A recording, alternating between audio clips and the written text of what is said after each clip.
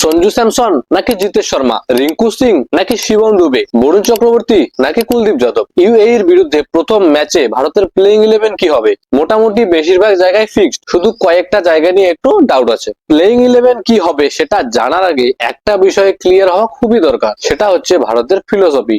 ভারতের স্কোয়াড দেখে অনেকেই বলছেন যে ভারত 7 নম্বর অব্দি ব্যাটিং খেলাবে এবং তারপর 4 জন প্রপার বোলার নিয়ে খেলবে, কিন্তু গৌতম গম্ভীর কোচ হওয়ার পর থেকেই ভারতের টি-20 খেলার ফিলোসফি যদি দেখেন তাহলে সেখানে ক্লিয়ারলি দেখতে পাবেন যে ভারত 8 নম্বর অব্দি ব্যাটিং সবসময় রাখে।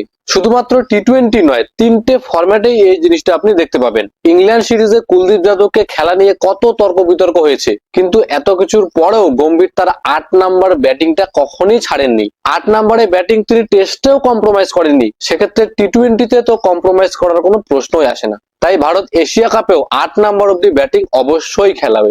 এবার সরাসরি আসি প্লেইং 11-এ। ওপেনিং এ থাকছেন অভিষেক শর্মা আর শুভমন গিল। শুভমন গিল এই টিমের ভাইস ক্যাপ্টেন তো খেলবেই, আর তার সাথে খেলবে অভিষেক শর্মা, যার বোলিংটাও ভারতের কাজে লাগবে। রিসেন্টলি আমরা কেরালা ক্রিকেট লিগে সঞ্জু স্যামসনকে নিচের দিকে ব্যাটিং করতে দেখেছি, তার মানে এই বিষয়টা একদম ক্লিয়ার যে ভারতীয় টিম ম্যানেজমেন্ট তাকে ওপেনিং পজিশনে দেখছে না। আর সঞ্জু বাদে এই স্কোয়াডে দুজনই ওপেনার আছে, অভিষেক আর গিল, তাই ওপেনিং এ অভিষেক শর্মা শুভমন গিলই থাকবেন, এটা 100% কনফার্ম। 3 নম্বরে থাকছেন তিলক বর্মা। আইপিএল এ ভালো খেলতে না পারলেও ভারতের হয়ে 3 নম্বরে তিনি ইনক্রেডিবল পারফরমেন্স করেছেন, তাকে সরানোর কোনো প্রশ্ন আসে না। 4 নম্বরে ক্যাপ্টেন সুরিয়া। টপ 4 এই 4জনই হবে, টপ 4 একদম ফিক্সড। আর 5 নম্বরে আমার মনে হয় খেলবে শিবম দুবে, তার কারণ গম্ভীরের অলরাউন্ডারদের চয়েস। এখানে রিঙ্কু সিংকেও খেলানো যেতে পারে, কিন্তু আমার মনে হয় এই রেসে রিঙ্কু সিং এর তুলনায় দুবে একটু এগিয়ে আছে, কারণ তার অলরাউন্ড অ্যাবিলিটি, আর এর আগে যে ইংল্যান্ড সিরিজ হয়েছে সেখানেও তিনি ভালো পারফরমেন্স করেছেন।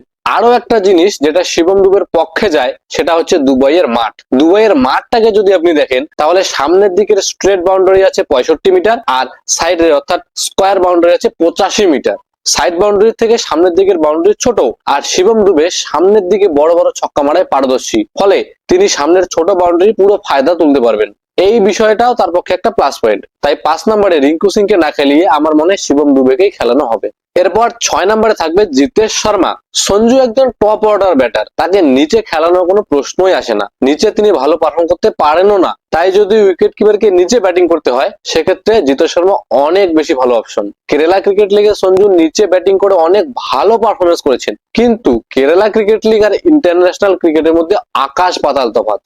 আর জিতেশ শর্মা আইপিএল এ দুর্দান্ত পারফর্ম করে এসেছেন লোয়ার অর্ডারে, তাই উইকেট কিপার হিসেবে জিতেশ শর্মাকেই খেলানো হবে। এরপর থাকবেন দুজন অলরাউন্ডার, হার্দিক পান্ডিয়া আর অক্সর প্যাটেল। এখানে ব্যাটিং পজিশনটা উপর নিচে হতে পারে, কোনো ম্যাচে দুবে উপরে গেল, কোনো ম্যাচে হার্দিক উপরে, কোনো ম্যাচে জিতেশ উপরে, বা কোনো ম্যাচে যদি পরপর কয়েকটা উইকেট পড়ে যায় সেক্ষেত্রে হয়তো অক্সর প্যাটেলকে উপরে পাঠানো হলো। ব্যাটিং অর্ডারটা উপর নিচে হতে পারে, কিন্তু এই কয়েকজন প্লেয়ারই থাকবে 8 নম্বর পর্যন্ত। আর এরপর থাকছে 3 জন প্রপার বোলার, যার মধ্যে একজন স্পিনার বরুণ চক্রবর্তী থাকবে, আর 2 জন ফাস্ট বোলার অর্শদীপ আর বুমরা। অনেকে হয়তো স্পিনার হিসেবে কুলদীপ যাদবের কথা ভাবতে পারে, কিন্তু বর্তমান সময়ে দাঁড়িয়ে টি-20 ক্রিকেটে কুলদীপের তুলনায় বরুণ চক্রবর্তী অনেক এগিয়ে আছে। আবার চ্যাম্পিয়ন্স ট্রফিতে আমরা দেখেছিলাম কুলদীপ আর বরুণ চক্রবর্তী দুজনে একসাথেই খেলেছিল, কিন্তু এশিয়া কাপে তাদেরকে একসাথে খেলানো সম্ভব নয়। এর কারণ হচ্ছে পিচ কন্ডিশন।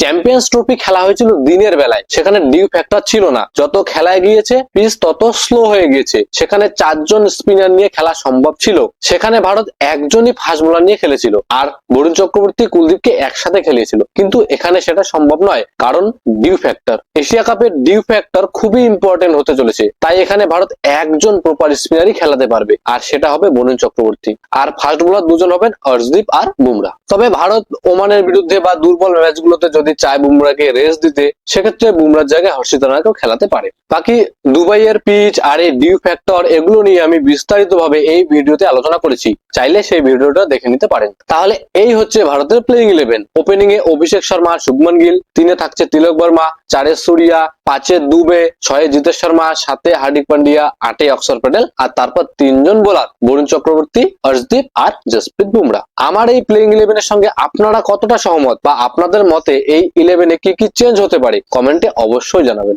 ধন্যবাদ।